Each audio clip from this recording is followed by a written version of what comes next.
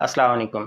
کے پی کے میں سیلاب کی انتہائی افسوسناک جو صورتحال ہے اس کے بارے میں آپ مختلف ذرائع سے پتہ چل چکا ہوگا۔ قدرتی آفات ہوتی ہیں، اس میں جنگلات کا بھی بہت بڑا کنٹریبیوشن ہوتا ہے۔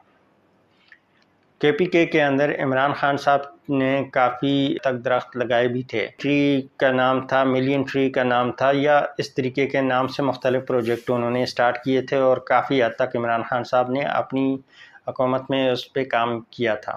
کے پی کی صورتحال یہ ہے کہ P T I Omar Ayub, P T I کے پی کے chief minister Ali Amin Gandapur, P T I کے پی کے جنید اکبر صاحب، ان کے پاس 90% کا ٹھیکہ ہے، 90% کا ٹھیکہ۔ یہ جو 90% کا ٹھیکہ ہے یہ پیڑ پودے لگانے کا ٹھیکہ نہیں ہے، یہ پیڑ پودے کاٹنے کا ٹھیکہ ہے، یہ جنگلات کو کاٹنے کا ٹھیکہ ہے، یہ جنگلات کو تباہ کرنے کا ٹھیکہ ہے۔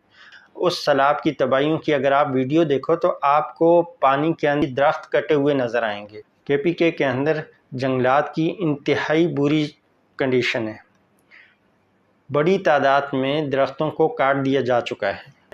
امریکہ سے، انڈیا سے یا یورپ سے کوئی نہیں آ کر کاٹ رہا۔ اس کو آپ کے پی کے سی ایم علی امین گنڈاپور کی نگرانی میں عمر ایوب کے پی کے سے تعلق رکھنے والے پی ٹی آئی اور جنید اکبر صاحب پی ٹی آئی کے، ان تینوں کے پاس 90% کا ٹھیکہ ہے، یہ مل کر کاٹ رہے ہیں۔ اور سیلاب سے اتنی بڑی تعداد میں تباہیوں کی وجہ ان لوگوں کا اور جنگلات کاٹنے والا عمل بھی ہو سکتا ہے۔